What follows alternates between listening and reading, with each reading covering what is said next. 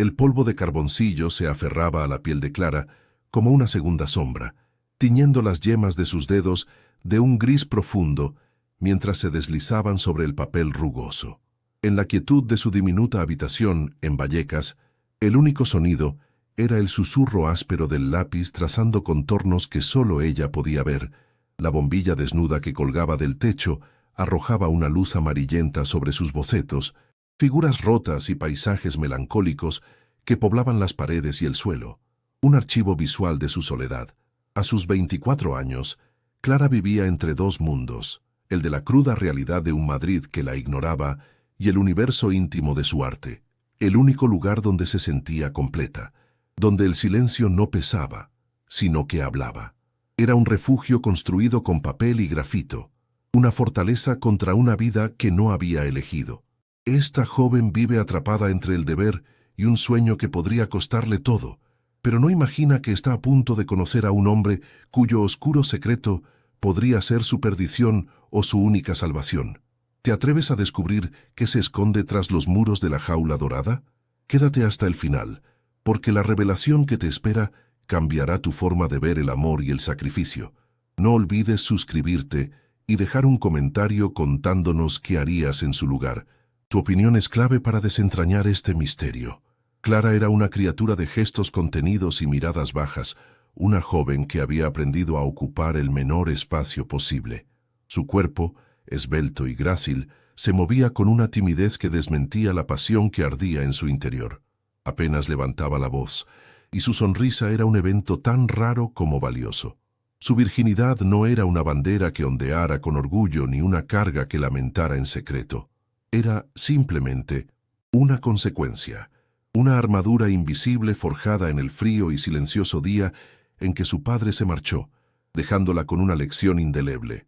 La intimidad era una puerta abierta al dolor, una vulnerabilidad que su precaria existencia no podía permitirse. Se había convertido en la guardiana de su propio corazón, manteniendo a raya un mundo que solo parecía ofrecer transacciones de afecto y promesas rotas. Su pureza era el último territorio virgen en un mapa vital lleno de obligaciones y renuncias. El apartamento olía a enfermedad y a desinfectante, un aroma acre que se adhería a la ropa y al pelo, imposible de lavar. Desde la habitación contigua, la respiración entrecortada de su madre era una banda sonora constante, un metrónomo que marcaba el ritmo asfixiante de sus días. Cada tosido, cada quejido ahogado, era una cadena más que se añadía al peso que Clara cargaba sobre sus hombros.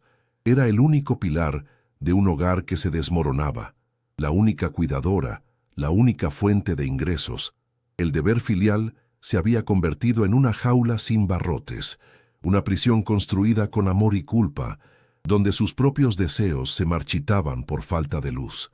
El mundo exterior, con sus risas, sus citas y sus sueños de futuro, parecía una película lejana que observaba a través de un cristal empañado por el vaho de sus responsabilidades. Sin embargo, por las noches, cuando el silencio finalmente se apoderaba del piso y su madre dormía un sueño inquieto, Clara se transformaba. Se sentaba en su pequeño escritorio, rodeada de libros de texto con las esquinas dobladas, y se sumergía en el estudio de la restauración de arte. Era su vocación secreta, la pasión que alimentaba en la clandestinidad. Con la yema de los dedos, acariciaba las fotografías de frescos agrietados y lienzos rasgados, imaginando el pulso firme que se necesitaría para devolverles la vida. Veía las fracturas no como defectos, sino como cicatrices con una historia que contar. En la restauración encontraba un propósito que trascendía su propia vida rota, el arte de sanar, de unir los fragmentos, de encontrar la belleza en la imperfección. Era una metáfora perfecta de su anhelo más profundo, un deseo desesperado de reparar el daño invisible que la carcomía por dentro. La raíz de su miedo tenía un rostro y una fecha. No recordaba grandes discusiones ni portazos, solo el silencio. El silencio de una mañana de domingo, cuando su padre, con la maleta ya hecha junto a la puerta, le revolvió el pelo sin mirarla a los ojos y le dijo que volvería pronto. Nunca lo hizo. Aquel abandono no fue un evento traumático y ruidoso, sino una ausencia fría que se instaló en el centro de su ser como un invierno perpetuo. Aprendió que el amor era frágil, un castillo de naipes a merced del primer soplo de viento. Desde entonces, cualquier atisbo de conexión emocional se sentía como una amenaza. La intimidad física era el paso final hacia un precipicio que juró nunca saltar. Su virginidad se convirtió en su escudo, el último bastión de control en una vida gobernada por la pérdida y el sacrificio. Era la única promesa que nadie podría romperle. Cada mañana, el viaje en metro era un descenso a otro planeta. Dejaba atrás las calles bulliciosas y grises de Vallecas, un barrio que latía con una energía cruda y familiar para emerger en el silencio solemne del barrio de Salamanca. Aquí los edificios eran palacios, los árboles formaban bóvedas verdes sobre aceras impolutas y las mujeres vestían con una elegancia que a Clara le parecía de otra dimensión. Mientras limpiaba los suelos de mármol y pulía la plata en aquellas residencias opulentas, se sentía como un fantasma, un ser invisible cuya única función era mantener el brillo de un mundo al que jamás pertenecería. El contraste brutal entre su vida y la de sus empleadores no le provocaba envidia, sino una profunda melancolía, un recordatorio constante del abismo insalvable que la separaba no solo de la riqueza, sino de la ligereza, de la libertad de soñar sin el peso del alquiler y las facturas médicas. A veces, al pasar frente a un espejo de marco dorado en una de esas casas vacías, se detenía, pero la imagen que le devolvía el cristal no era la suya. Veía el reflejo de una extraña, una joven de ojos cansados y hombros caídos, una silueta desdibujada por el cansancio y las preocupaciones. Era el espectro de la vida que podría haber tenido, la artista, la amante, la mujer libre que se había quedado atrapada en algún lugar del camino.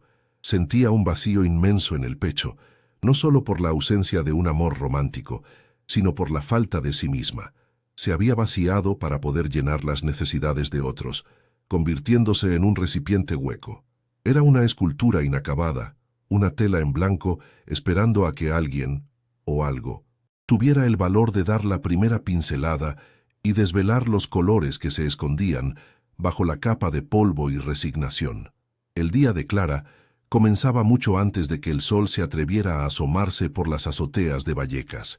El primer sonido no era el de los pájaros, sino el pitido insistente y metálico del pastillero electrónico de su madre, una alarma programada que actuaba como el pistoletazo de salida de su rutina carcelaria. Se levantaba en la penumbra, con el cuerpo todavía anhelando el refugio de los sueños, donde era una restauradora de prestigio en Florencia, y se enfrentaba al olor agrio de la enfermedad que impregnaba el pasillo. Cada gesto era un ritual medido: calentar el agua, preparar la medicación, triturar la comida para que su madre pudiera tragarla. Era una coreografía de la obligación, ejecutada con una precisión que nacía no del amor, sino de la más profunda y agotadora resignación. Su juventud se consumía en aquellos cuidados, un sacrificio silencioso que nadie parecía ver. La habitación de su madre era el epicentro de su universo confinado.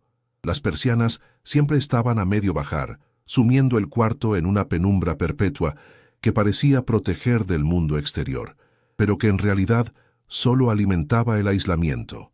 Las paredes, en su día de un alegre color melocotón, estaban ahora desvaídas y manchadas por la humedad y el tiempo. Su madre, una figura frágil y encogida entre las sábanas, la seguía con una mirada que era una mezcla de dependencia y una velada recriminación. —¿Has dormido bien, hija? —preguntaba con una voz quebradiza que siempre sonaba a reproche, como si el descanso de Clara fuera una pequeña traición. Cada conversación giraba en torno a dolores, medicinas y la telenovela de la tarde, un bucle asfixiante que dejaba a Clara sin aire, anhelando un diálogo que hablara de arte, de futuro, de vida. La presión económica era una bestia tangible que se sentaba a la mesa de la cocina cada mañana. Las facturas se apilaban en un precario montón junto al azucarero, sus ventanas de plástico transparente mostrando cifras que crecían con una crueldad implacable. El alquiler, la luz, los gastos de la farmacia que la seguridad social no cubría. Cada sobre era un recordatorio de la soga que se apretaba alrededor de su cuello. Su sueldo como limpiadora, ganado a base de fregar suelos ajenos y pulir la felicidad de otros, apenas alcanzaba para mantener la cabeza fuera del agua. A veces, mientras contaba las monedas para el pan, sentía una oleada de pánico frío. No había margen de error, ni un solo día para enfermar, ni un euro para un capricho. Estaba atrapada en una red de deudas y deberes, una vida hipotecada antes de haber empezado a vivirla. El trayecto en metro era un ejercicio diario de disociación. Al bajar a los túneles en la estación de Puente de Vallecas, se sumergía en un mundo de prisas, olores mezclados y rostros marcados por el mismo cansancio que sentía ella. Era su gente, su realidad. Pero a medida que el tren avanzaba hacia el norte, el paisaje humano cambiaba. En la estación de Serrano, al emerger a la superficie, el aire parecía distinto, más limpio, más ligero. Las mujeres llevaban bolsos que costaban más que su alquiler de 6 meses, y los hombres vestían trajes a medida que gritaban poder. Clara se encogía dentro de su abrigo gastado, sintiéndose una intrusa, un borrón de tinta en una página inmaculada. La ciudad estaba dividida por una frontera invisible, y ella la cruzaba cada día, recordando a cada paso a qué lado del muro pertenecía. Su trabajo consistía en borrar huellas. Limpiaba el polvo de marcos de fotos que contenían sonrisas de familias perfectas en viajes exóticos. Fregaba copas de vino que habían sido testigos de celebraciones a las que nunca sería invitada, y hacía camas deshechas por una pasión que le resultaba tan ajena como la física cuántica. Se movía por aquellas casas enormes y silenciosas como un espíritu. Su presencia era funcional, no personal.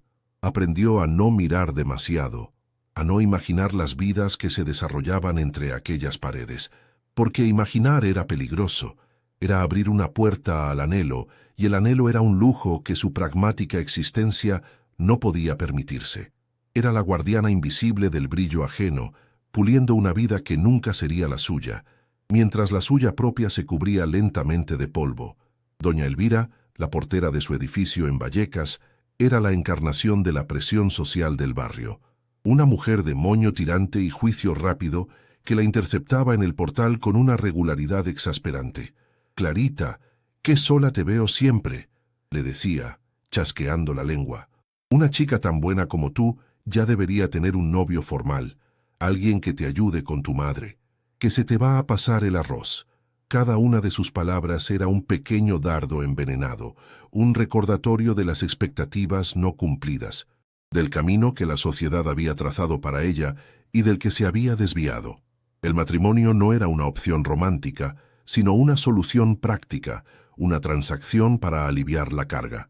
Clara solo sonreía con timidez y se escabullía, sintiendo el peso de la tradición sobre sus hombros, otra pared más en su laberinto. En su propia casa, la presión era más sutil, pero infinitamente más poderosa. Su madre, desde la cama, a menudo suspiraba y recordaba a las hijas de las vecinas que ya estaban casadas, con hijos, con una vida encarrilada. No lo decía con malicia, sino con una genuina preocupación que resultaba aún más opresiva. «Me da pena que te estés consumiendo así por mí, hija. Si tuvieras un buen hombre a tu lado, todo sería más fácil», musitaba mientras Clara le cambiaba el suero. Esas palabras la hacían sentir terriblemente culpable. Rechazar esa visión de la vida no solo era ir en contra de las convenciones, sino que se sentía como una traición a su madre, como si su deseo de una vida propia fuera un acto de egoísmo imperdonable. La estaban preparando para un sacrificio, no para la felicidad. El único acto de rebeldía de Clara tenía lugar en el silencio de la madrugada, cuando la casa por fin quedaba en calma y el único sonido era el zumbido del viejo frigorífico. Extendía sus libros de restauración sobre la mesa de la cocina. El olor a papel antiguo y a pigmentos secos era su oxígeno. Se sumergía en el estudio de las técnicas de reintegración cromática y la consolidación de frescos. Sus dedos trazando las imágenes de obras maestras heridas por el tiempo. En la meticulosa paciencia que requería el arte de sanar, encontraba un eco de su propia necesidad de ser reparada. Era su universo secreto, una pasión clandestina que la mantenía viva.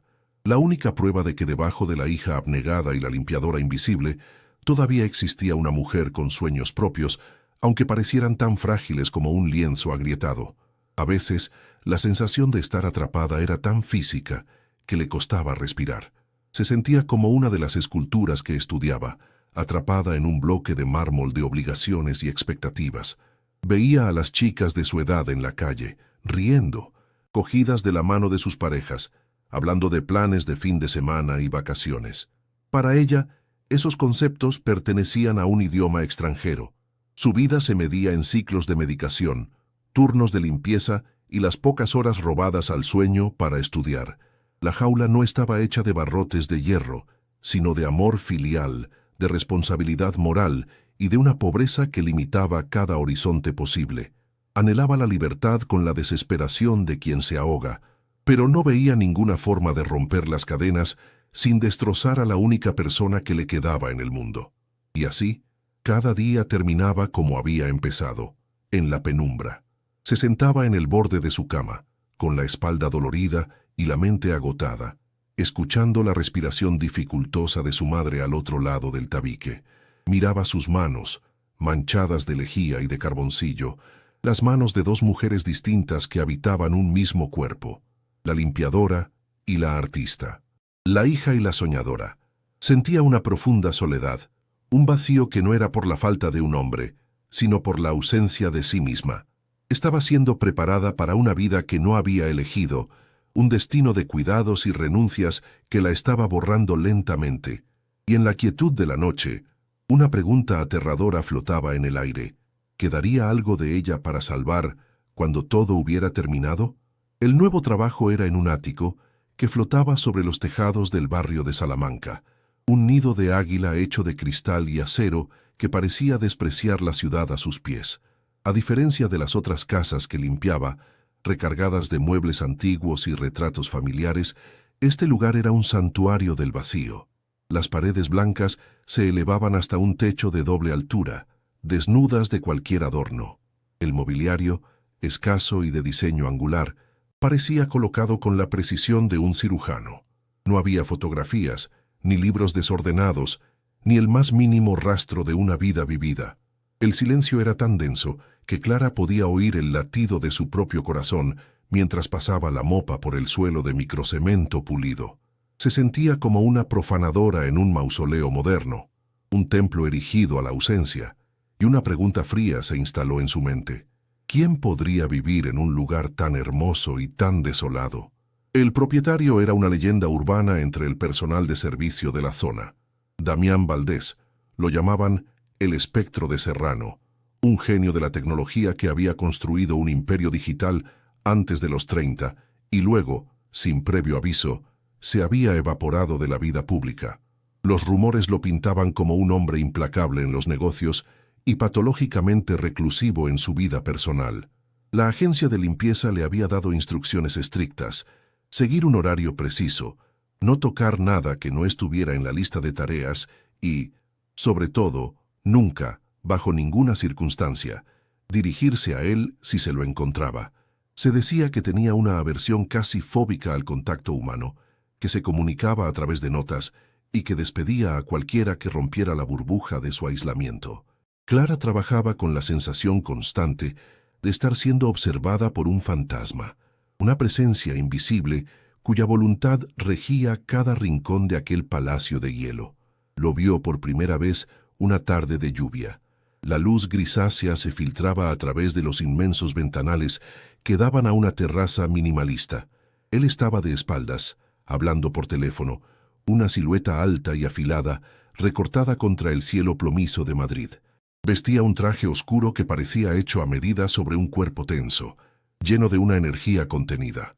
Su voz, aunque amortiguada por el cristal, llegó hasta ella como un murmullo grave y cortante, un instrumento de poder acostumbrado a dar órdenes y no a recibirlas. Clara se quedó paralizada detrás de una columna de mármol, con el corazón martilleándole en el pecho. No era miedo lo que sentía, o no solo eso. Era una extraña fascinación, la misma que se siente al observar una pantera enjaulada, una belleza peligrosa, una soledad feroz que la atraía y la repelía a partes iguales. Las reglas de la casa eran tan impersonales como su dueño.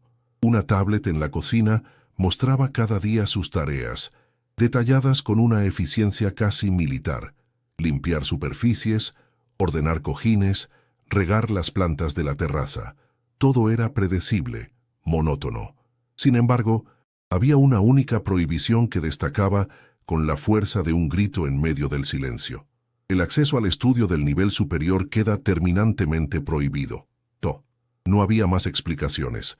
La puerta que conducía a esa estancia era diferente a las demás. Un panel de madera oscura sin pomo visible, que se abría presumiblemente con un código o una huella dactilar. Aquella puerta cerrada se convirtió en una obsesión silenciosa para Clara. Representaba el único misterio en aquel universo de orden y transparencia, el corazón oculto de la fortaleza de Damián Valdés, el único lugar que guardaba un secreto. Día tras día, la curiosidad de Clara luchaba contra su prudencia innata. Como limpiadora, su instinto le ordenaba obedecer, ser invisible, no traspasar los límites, pero como artista, como futura restauradora, su alma se sentía irresistiblemente atraída por lo que se ocultaba tras aquella barrera. ¿Qué podía guardar un hombre como él con tanto celo? Obras de arte de valor incalculable, proyectos tecnológicos confidenciales, o algo mucho más personal e íntimo. Cada vez que pasaba por delante de la puerta, sentía una atracción casi física, un impulso de apoyar la oreja contra la madera, de intentar vislumbrar la más mínima rendija de luz.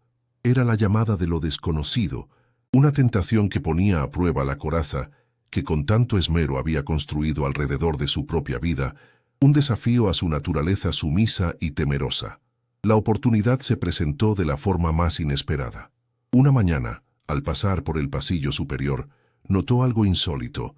La puerta del estudio estaba ligeramente entreabierta, apenas 1 centímetro, una línea de oscuridad que rompía la superficie lisa de la pared.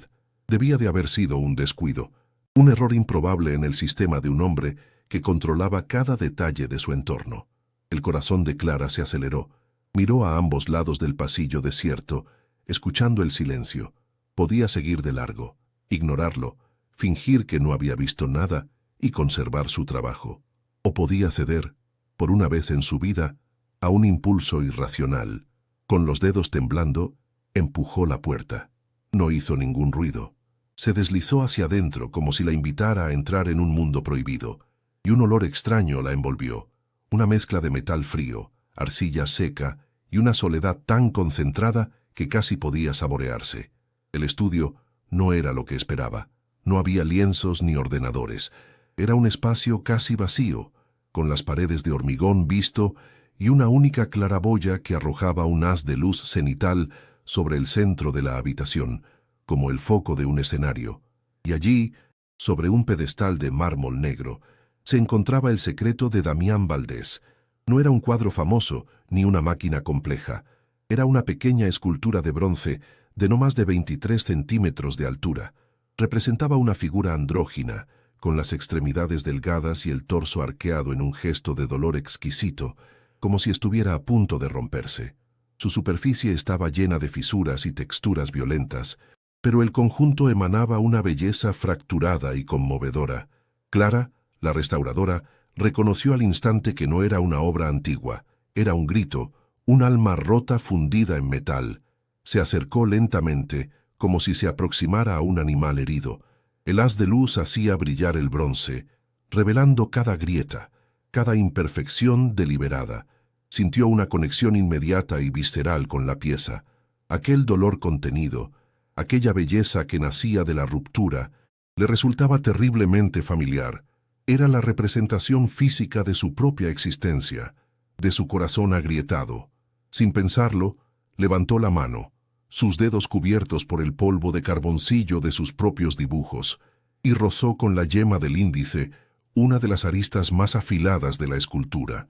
En ese preciso instante, un sonido la hizo helarse, un carraspeo suave, pero increíblemente cercano.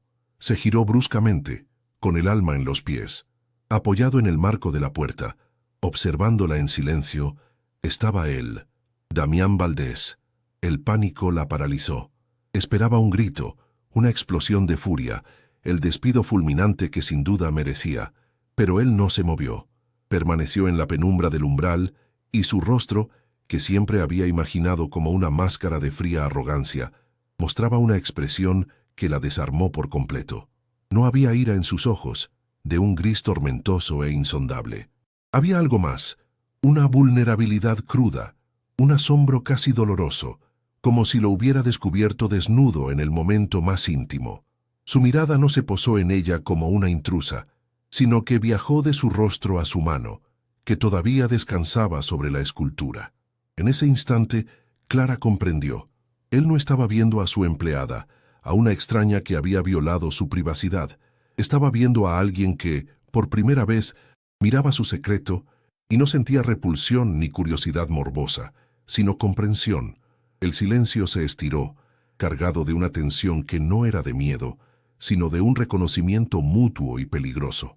Clara retiró la mano de la escultura como si quemara, pero no apartó la mirada de la suya. Por primera vez, alguien la veía de verdad, no a la hija abnegada ni a la limpiadora invisible, sino a la mujer que entendía el lenguaje de las cosas rotas. Y ella, a su vez, vio más allá del millonario temido, del espectro de los rumores. Vio al hombre que había creado aquella pieza, al artista que había volcado su propio tormento en el bronce. Damián dio un paso hacia la luz, y su voz, cuando finalmente habló, no fue fría ni cortante, sino un susurro ronco que vibró en el aire quieto del estudio. Nadie, dijo, y tuvo que aclararse la garganta para continuar. Nadie la había tocado antes. Y con esas palabras, el abismo entre sus mundos se desvaneció, reemplazado por un puente frágil y electrizante. Las palabras de Damián flotaron en el aire cargado de polvo y secretos, disolviendo el pánico de Clara y reemplazándolo por una extraña y vertiginosa calma. Él no la estaba acusando, la estaba incluyendo en el misterio. Por primera vez en su vida, alguien no la miraba con lástima por su condición o con indiferencia por su trabajo, sino con una intensidad que parecía perforar todas sus capas protectoras, llegando hasta el núcleo donde guardaba sus miedos y sus anhelos más profundos. Él no había visto su transgresión, sino su comprensión. En sus ojos grises, Clara no vio al millonario excéntrico, sino a un hombre tan fracturado como la escultura que tenía delante, y sintió una oleada de empatía tan abrumadora que ahogó por completo su instinto de huir.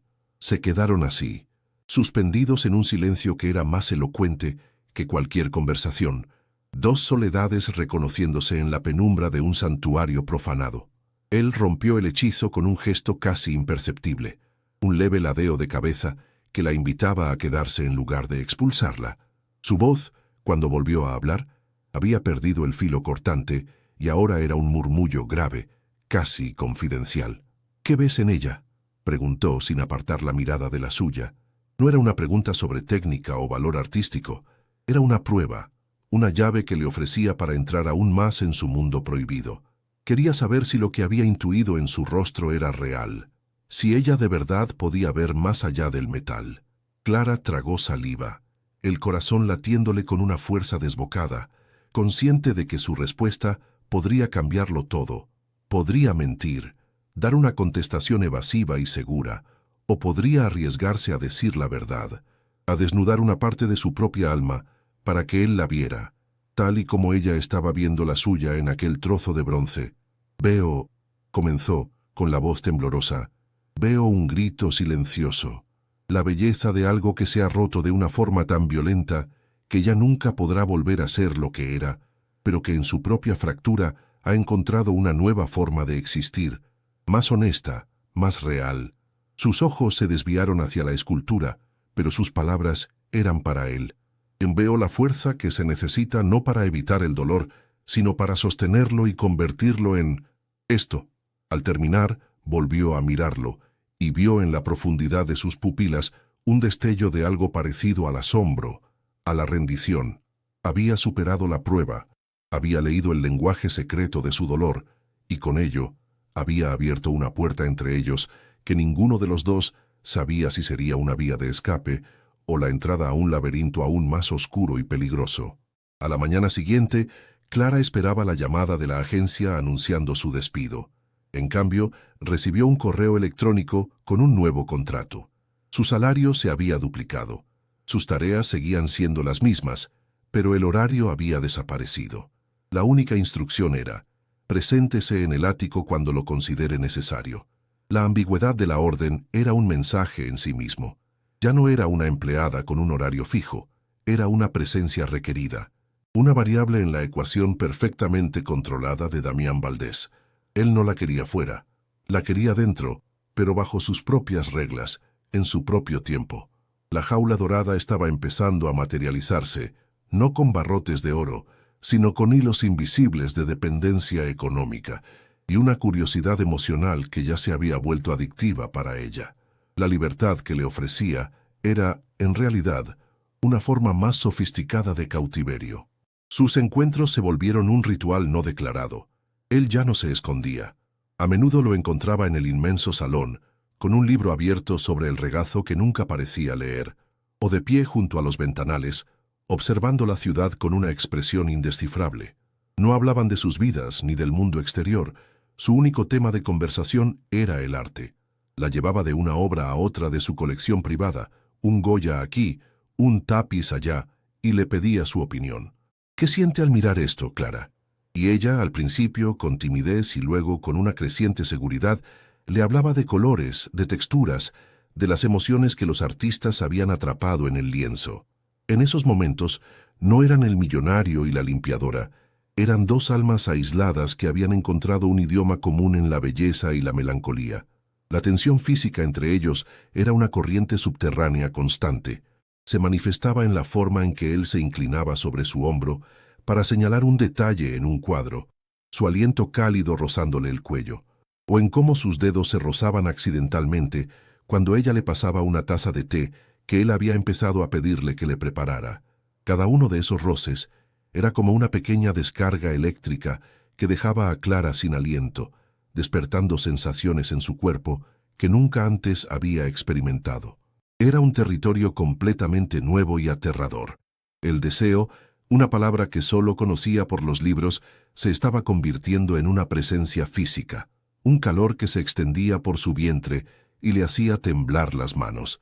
Estaba empezando a anhelar aquello que siempre había temido, la proximidad de otro ser humano, la vulnerabilidad del contacto. Damián, por su parte, libraba su propia batalla. Clara podía verlo en su mandíbula apretada, en la forma en que a veces se apartaba bruscamente después de un momento de cercanía, como si se hubiera quemado. Un día, después de una larga conversación sobre la técnica del claroscuro en la que sus cabezas habían estado a escasos centímetros de distancia, él se levantó de repente y se fue sin decir palabra, dejándola sola en el silencio del salón. Al día siguiente, encontró una nota fría y concisa en la tablet de la cocina, detallando tareas de limpieza en el extremo opuesto del ático, un claro intento de restablecer la distancia, de volver a las viejas reglas. Era un hombre que luchaba contra su propia necesidad, atraído por la luz que ella representaba, pero aterrorizado por la posibilidad de que esa luz pudiera revelar las profundidades de su propia oscuridad. Esa dualidad lo hacía irresistiblemente magnético para Clara. No era el poder ni el dinero lo que la atraía, sino su fragilidad oculta, las grietas que había vislumbrado bajo la superficie de control absoluto. Cada vez que él se retiraba, ella sentía una punzada de pérdida, seguida de un deseo aún más fuerte de derribar sus muros. Se estaba involucrando en un juego peligroso del que no conocía las reglas, un baile de acercamiento y retirada que la dejaba emocionalmente exhausta y extrañamente viva. Por primera vez, alguien la desafiaba, la veía, la deseaba, aunque fuera de una manera torturada y contradictoria, y esa atención era como el agua para una planta que llevaba toda su vida en la sequía. Estaba floreciendo en la penumbra de aquel ático, sin darse cuenta de que las raíces que estaba echando la ataban a él de forma irrevocable. Cuando volvía a su pequeño piso en Vallecas, el contraste era una bofetada. El olor a desinfectante, la respiración fatigosa de su madre, el peso de las facturas sobre la mesa de la cocina, todo le parecía más opresivo que nunca. Se sentía como una espía viviendo una doble vida. La Clara del ático era una confidente de arte, una mujer envuelta en una tensión casi romántica. La Clara de Vallecas era la hija sacrificada, la guardiana de una vida que se extinguía lentamente. La culpa la corroía. Cada momento de conexión con Damián se sentía como una traición a su realidad, a su deber. ¿Cómo podía permitirse sentir aquel torbellino de emociones cuando su madre la necesitaba con la mente clara y el corazón centrado en sus responsabilidades? El deseo que sentía por él le parecía un lujo egoísta, una flor venenosa y hermosa que crecía en el jardín yermo de su vida. Su virginidad, que durante años había sido su escudo, su declaración silenciosa de independencia emocional, ahora se sentía como una barrera. Ya no era una fortaleza, sino una prisión dentro de otra prisión. Anhelaba el toque de Damián con una intensidad que la asustaba. Imaginaba cómo sería sentir sus manos, no rozándola por accidente, sino recorriendo su piel con intención. Se preguntaba cómo sabrían sus labios, qué se sentiría al abandonar el control y entregarse a esa corriente eléctrica que fluía entre ellos. El miedo seguía ahí, el eco de la advertencia de su padre resonando en su cabeza. La intimidad es dolor. Pero ahora, un nuevo pensamiento se abría paso con una fuerza arrolladora. Quizás, solo quizás, el verdadero dolor era vivir sin haberla conocido nunca. Su dilema ya no era solo entre el deber y el sueño, era entre la seguridad de su soledad y el riesgo aterrador de sentirse viva. Una noche, una tormenta violenta azotó Madrid. La lluvia golpeaba los ventanales del ático como un ejército furioso, y los relámpagos iluminaban el cielo, convirtiendo la ciudad en un paisaje de plata y sombras. El transporte público se colapsó, y Clara se encontró atrapada, incapaz de volver a casa. Damián apareció en el umbral del salón, su silueta recortada por el resplandor de un trueno. «No puedes irte así», dijo, su voz compitiendo con el rugido del viento. «Quédate». No era una orden, ni siquiera una sugerencia. Era una súplica, y en ese momento, con el mundo exterior desatado en un caos primordial, el ático dejó de ser una jaula para convertirse en un refugio, un universo aislado, donde solo existían ellos dos, y la tormenta que se reflejaba tanto fuera como dentro de ellos. Él no encendió más luces. Se sentaron en el suelo, sobre una alfombra de seda, con una botella de vino y 2 copas entre ellos, observando el espectáculo eléctrico a través del cristal. Por primera vez, el silencio no era tenso, sino cómplice. La tormenta les había dado permiso para bajar la guardia. Fue entonces cuando él empezó a hablar, no del arte en las paredes, sino del arte que había creado. «La hice después del accidente», dijo en un susurro, sus ojos fijos en la lluvia que resbalaba por el ventanal. «Pensé que si podía dar forma al dolor, quizás podría controlarlo, pero no funciona así. Solo le das un cuerpo, un lugar donde vivir fuera de ti». No dio más detalles, pero Clara entendió. La escultura no era un recuerdo, era un exorcismo fallido, un fantasma de bronce que lo perseguía cada día. Clara sintió un impulso irrefrenable. Alargó la mano, no para tocarlo a él, sino para posarla sobre la suya, que descansaba tensa sobre la alfombra. Su piel estaba fría.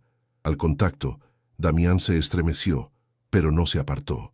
En lugar de eso, giró su mano y entrelazó sus dedos con los de ella.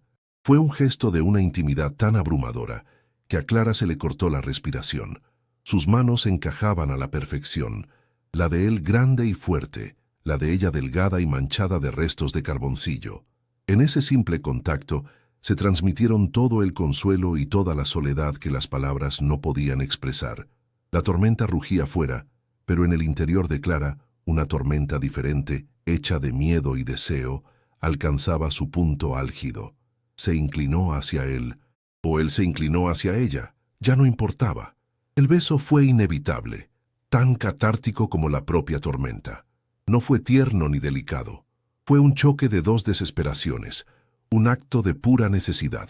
Sus labios eran firmes y sabían a vino y a una tristeza antigua. La besó con una urgencia que hablaba de años de contención, de un hambre emocional que la había reconocido como su único alimento posible. Clara, que nunca había sido besada, respondió con una torpeza instintiva, devolviéndole no técnica, sino toda la pasión reprimida que había guardado durante toda su vida. Su cuerpo, que siempre se había sentido como una armadura, de repente se convirtió en una ofrenda. Se aferró a él, a su camisa, a sus hombros, sintiendo por primera vez el vértigo de la entrega, el terror y la euforia de saltar al vacío, sin saber si habría alguien para recogerla. Cuando se separaron, ambos jadeaban, con los labios hinchados y los ojos desorbitados por la sorpresa de su propia audacia. La tormenta exterior parecía haberse calmado, pero la que se había desatado entre ellos acababa de empezar. Damián la miró con una intensidad que era a la vez posesiva y suplicante. Habían cruzado una línea, y ya no había vuelta atrás. La vulnerabilidad que compartieron, culminada en aquel beso, lo había desarmado por completo. Clara vio en su rostro la decisión que había estado gestándose durante semanas. Él ya no podía soportar su presencia intermitente, su libertad para ir y venir. La necesitaba, no como empleada, sino como ancla, como la única persona que había visto su verdadero yo y no había huido. El aire se cargó de una nueva expectación, la antesala de una propuesta que lo cambiaría todo. Él se puso de pie y la ayudó a levantarse, sus manos todavía aferradas a las de ella. La condujo hasta el ventanal, donde la ciudad empezaba a parpadear con sus luces, limpia por la lluvia. «Clara», dijo, y su nombre en sus labios sonó como una posesión. «Hay algo que debo proponerte, algo que resolvería todos tus problemas, pero que me ataría a ti de una forma que no puedes ni imaginar». Su voz era grave, el tono de un hombre que ofrece un pacto con el diablo, consciente de ser tanto el tentador como el condenado. Clara lo escuchó, con el corazón martilleándole contra las costillas, sintiendo el sabor de su beso todavía en la boca. Sabía que estaba en el precipicio de la decisión más importante de su vida. Podía dar un paso atrás, hacia la seguridad de su jaula conocida, o podía saltarse entregándose a un hombre que prometía salvarla mientras amenazaba con devorarla por completo. La elección se cernía sobre ella, tan ineludible como el amanecer que pronto rompería tras la tormenta. Su dilema moral había alcanzado su clímax. Ceder a aquel deseo que la consumía significaba renunciar al último vestigio de control que le quedaba sobre su propia vida, convertirse en parte de la colección de Damián, la pieza más preciada y frágil. Pero resistirse significaba volver a la asfixia de su existencia, condenando a su madre y a sí misma a una lenta decadencia, sabiendo para siempre lo que se sentía al estar viva por un instante. Miró su reflejo en el cristal, superpuesto al de él, y vio a dos figuras atrapadas entre la ciudad y el cielo. La pregunta ya no era qué debía hacer, sino quién quería ser, la guardiana de su propia soledad o la prisionera de una pasión que podría ser su salvación o su perdición definitiva. La propuesta de Damián se quedó suspendida en el aire, tan cargada de electricidad como el cielo que se calmaba tras la tormenta. Clara sintió que el suelo se abría bajo sus pies. Su mente, un torbellino de imágenes contradictorias, proyectaba el rostro frágil y dependiente de su madre junto a la mirada posesiva y hambrienta de Damián.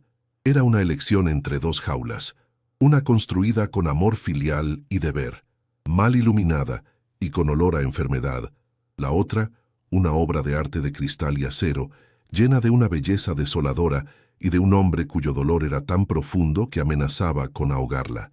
Por primera vez en su vida, la libertad no se presentaba como un horizonte abierto, sino como la posibilidad de elegir a su carcelero. El beso aún ardía en sus labios, un veneno dulce que ya había empezado a recorrerle las venas, paralizando su capacidad para razonar y amplificando un deseo que se había vuelto insoportable. El acto de transgresión no fue un grito, sino un gesto casi imperceptible que redefinió su universo. Su mano se deslizó hacia el bolsillo de su abrigo gastado, donde su teléfono móvil vibró con un recordatorio programado. La hora de la siguiente dosis de medicación de su madre. Era su ancla, el cordón umbilical que la ataba a su realidad de Vallecas. Podía llamar a la vecina, como tantas otras veces, para que se hiciera cargo. Podía inventar una excusa, pero en lugar de eso, con los ojos fijos en los de Damián, dejó que la vibración cesara y su mano cayó a un lado, inerte. En ese silencio deliberado, en esa llamada no realizada, Clara rompió el único pacto sagrado que había regido su existencia. Acababa de elegir. Había sacrificado a la hija abnegada en el altar de la mujer que anhelaba desesperadamente ser, aunque fuera por una sola noche. Damián lo entendió. No necesitó palabras. Vio la capitulación en la caída de sus hombros, en la forma en que su respiración se volvía más profunda, aceptando el aire de aquel lugar como si fuera el suyo propio. Un temblor casi invisible recorrió su cuerpo, la tensión de un depredador que finalmente ve a su presa rendirse, no por miedo, sino por voluntad. Se acercó a ella y tomó su mano, pero esta vez su tacto era diferente. No había urgencia, sino una reverencia casi dolorosa, como si estuviera sosteniendo algo infinitamente frágil que temía romper. Sin decir nada, la guió lejos del ventanal, alejándola del reflejo de la ciudad y de la vida que acababa de abandonar, y la condujo hacia las profundidades de su fortaleza, hacia el corazón de su soledad, donde la noche y sus secretos apenas comenzaban. El camino hacia su dormitorio fue un peregrinaje a través del silencio. Cada paso resonaba en el mármol pulido, un eco que marcaba la transición de un mundo a otro. El apartamento, que siempre le había parecido un museo impersonal y frío, se transformó ante sus ojos. Las sombras que se alargaban desde los muebles de diseño ya no eran amenazantes, sino protectoras, cómplices de su decisión. Clara era hiperconsciente de cada sensación, el calor de la mano de Damián envolviendo la suya, el aroma a ozono que había dejado la tormenta, mezclado con el perfume sutil y amaderado que emanaba de él, el sonido casi inaudible de la seda de su camisa rozando su brazo. Se sentía como si estuviera caminando dentro de un sueño, uno del que sabía que despertaría cambiada para siempre, con la certeza aterradora y excitante de que ya no había camino de vuelta. La habitación de Damián era la antítesis de la opulencia que uno esperaría. Era un espacio monacal, dominado por una cama baja y ancha vestida con sábanas de un gris oscuro. Las paredes estaban desnudas, salvo por un único boceto a carboncillo enmarcado que representaba una mano rota, muy similar en estilo a la escultura de bronce. Era la única pieza de arte verdaderamente personal en toda la casa. Aquel detalle, esa muestra de vulnerabilidad en el santuario más íntimo, desarmó a Clara por completo. Vio al hombre detrás del mito, al artista atormentado, y el último vestigio de miedo que albergaba se disolvió, reemplazado por una oleada de ternura tan intensa que le dolió físicamente. Estaba a punto de entregarse no a un millonario poderoso, sino a un alma tan fracturada como la suya, y en ese reconocimiento encontró una extraña paz. Se detuvieron en el centro de la habitación, y él finalmente soltó su mano para colocar las suyas en sus hombros. Empezó a desabrochar los botones de su modesta blusa con una lentitud que era a la vez tortuosa y exquisita. Sus dedos, acostumbrados a la precisión de los teclados y los planos de arquitectura, eran torpes, casi vacilantes.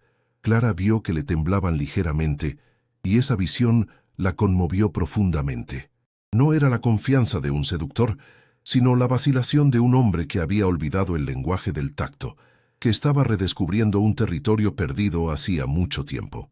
Cada pieza de ropa que caía al suelo era una capa de su antigua vida desprendiéndose.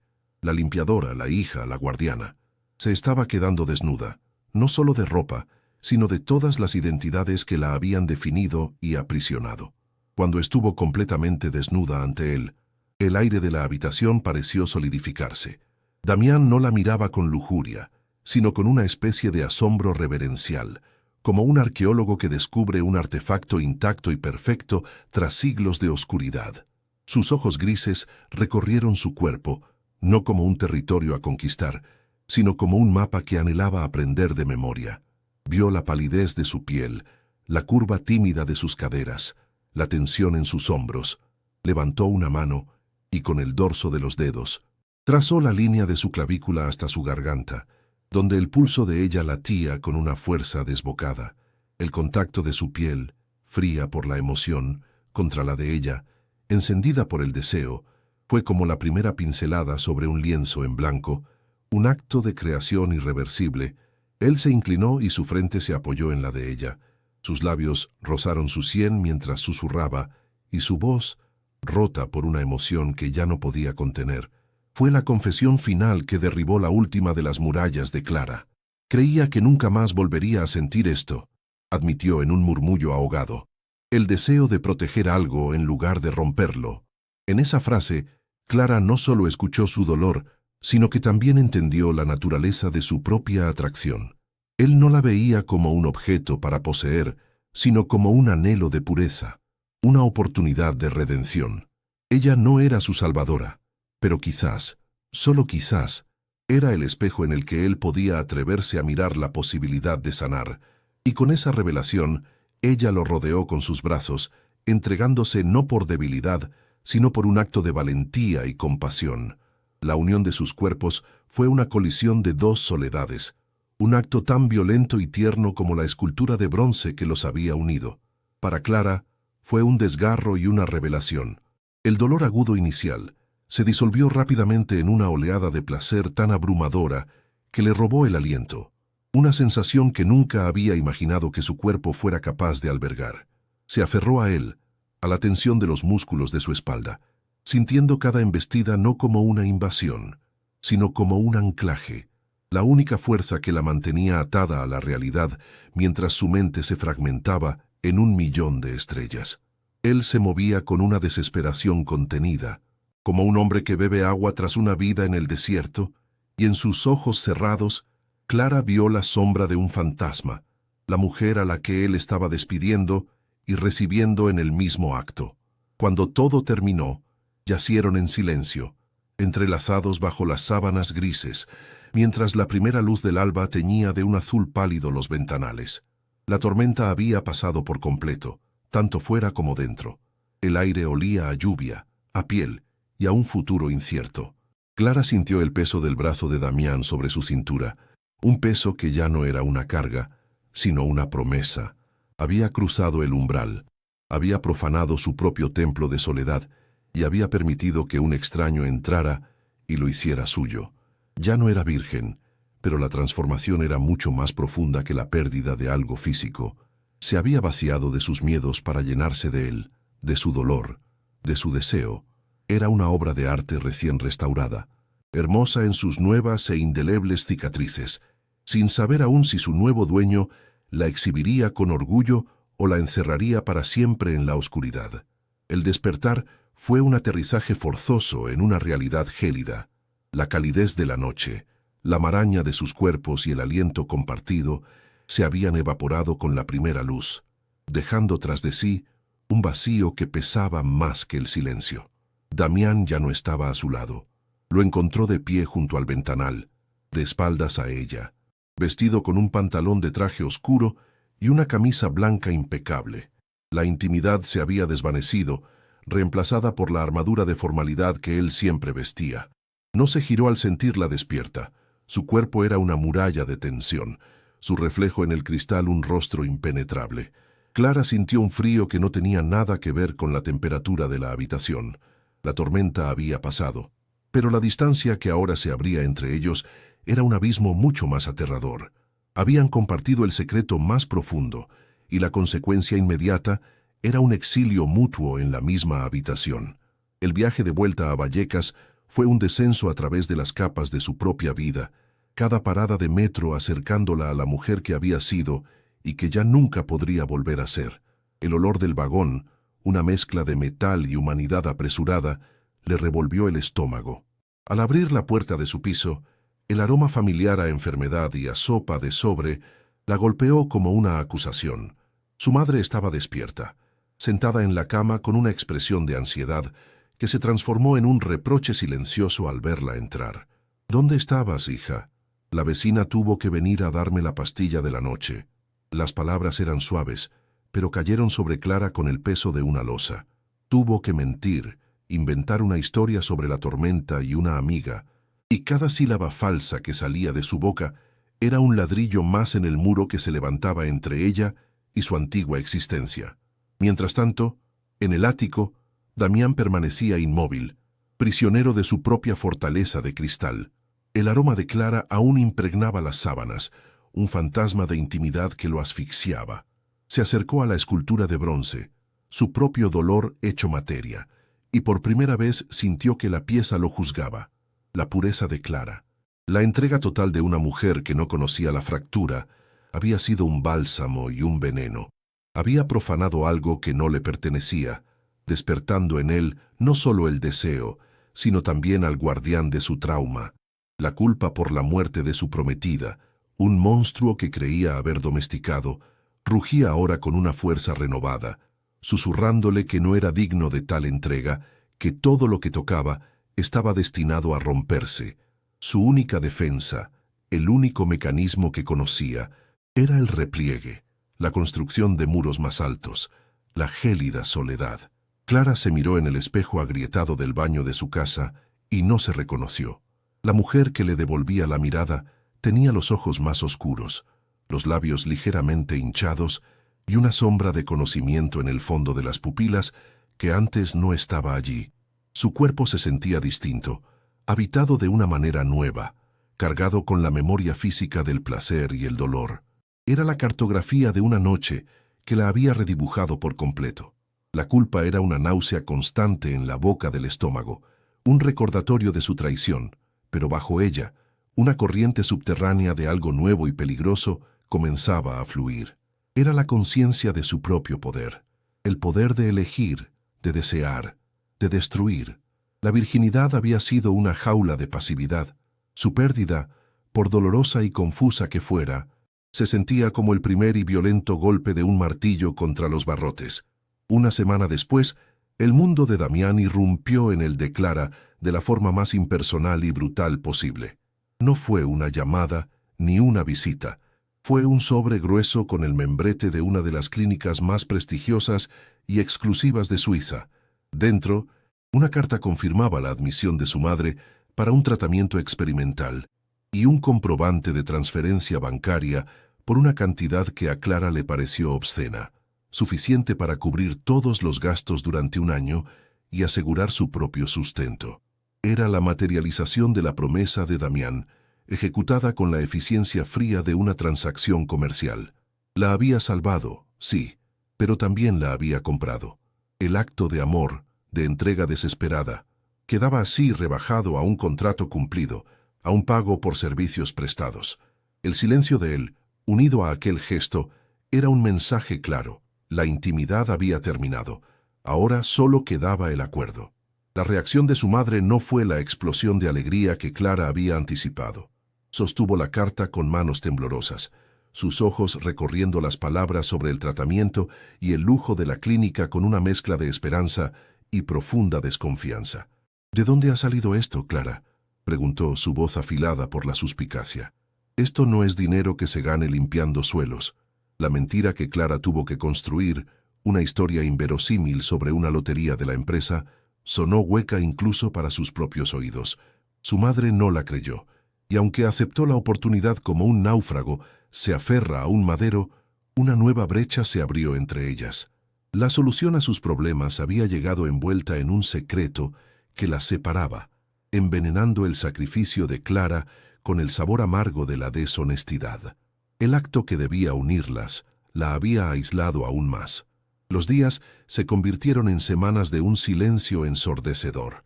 Clara seguía yendo al ático, pues el contrato implícito la obligaba, pero el lugar había vuelto a ser el mausoleo que conoció al principio.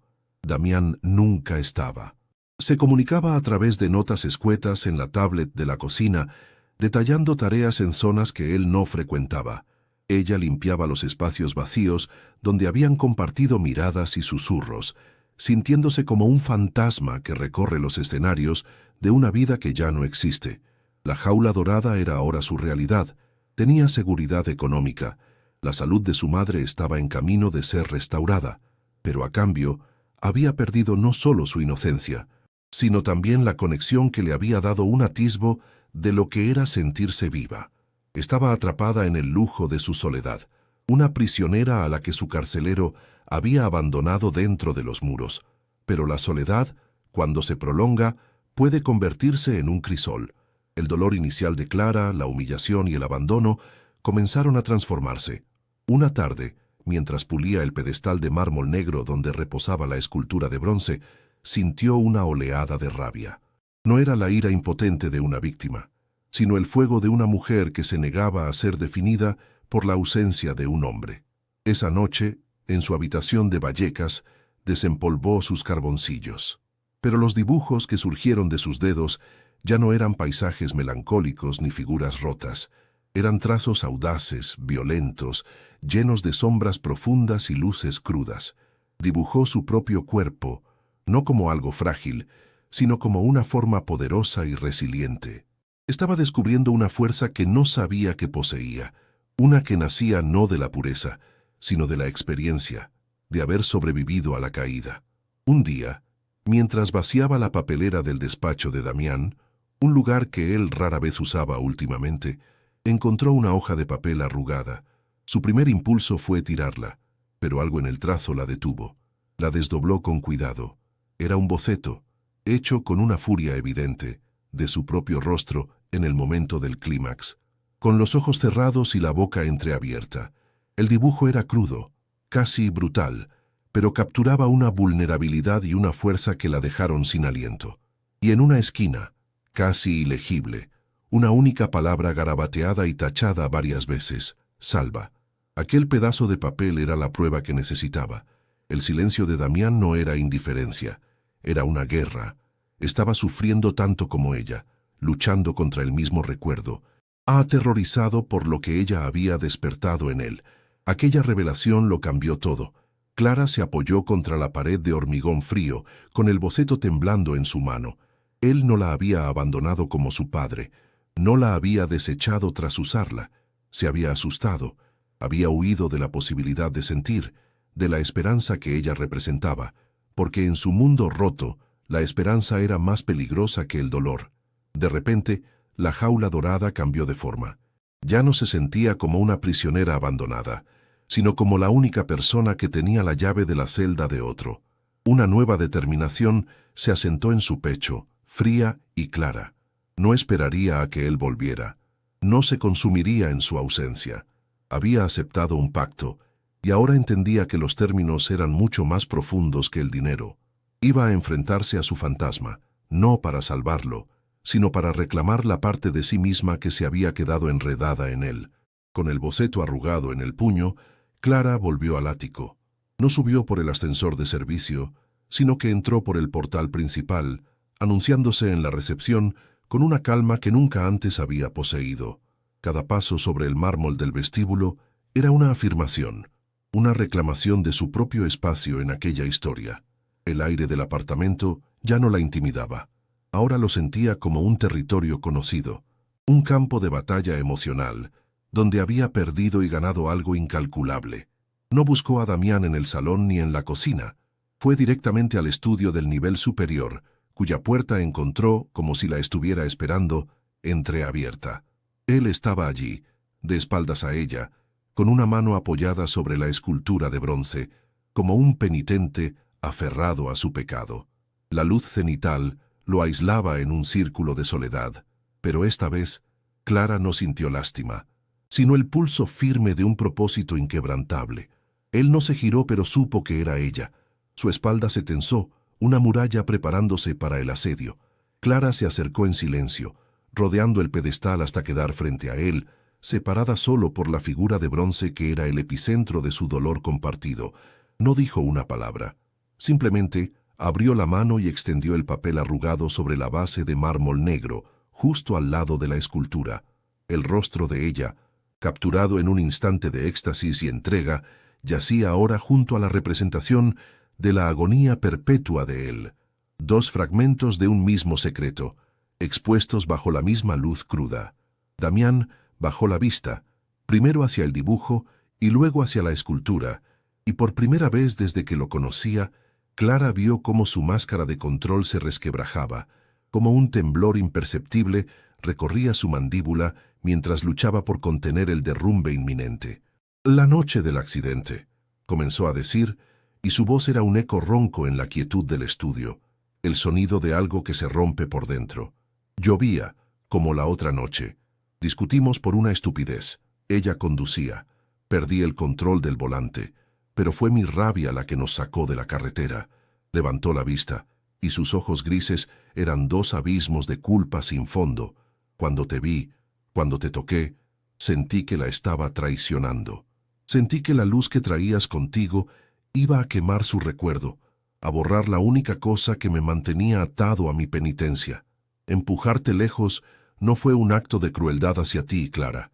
Fue un acto de pánico, el terror de un fantasma que de repente se da cuenta de que quiere volver a vivir y no sabe cómo hacerlo sin destruir el santuario que ha construido para sus muertos.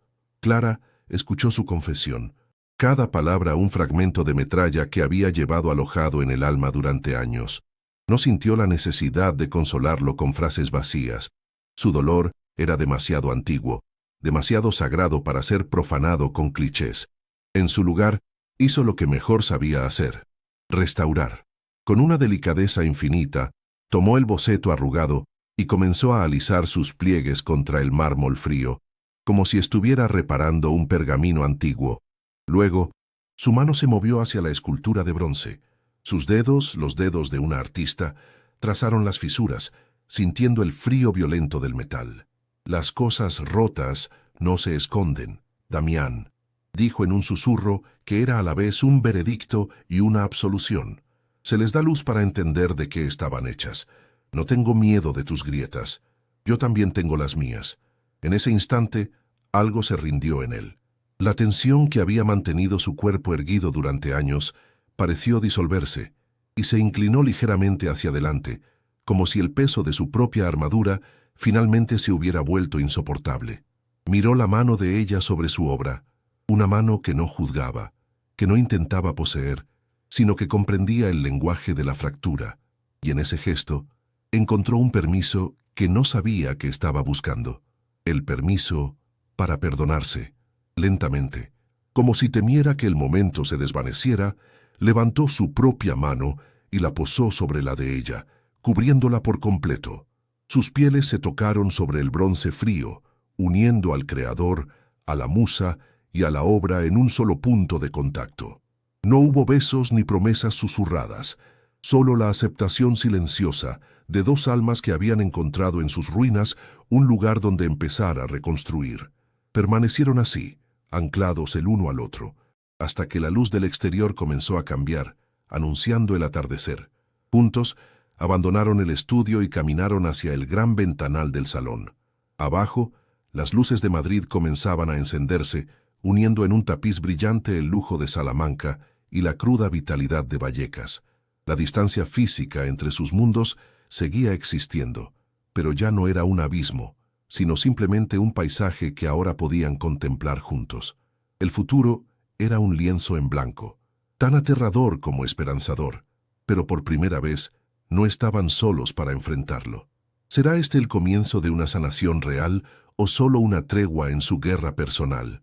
Si esta historia ha tocado tu corazón, suscríbete para no perderte cómo continúa este viaje.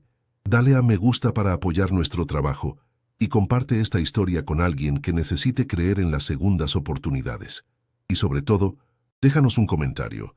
¿Crees que el amor puede realmente reparar lo que el dolor ha roto? Tu opinión es la pieza final de este rompecabezas.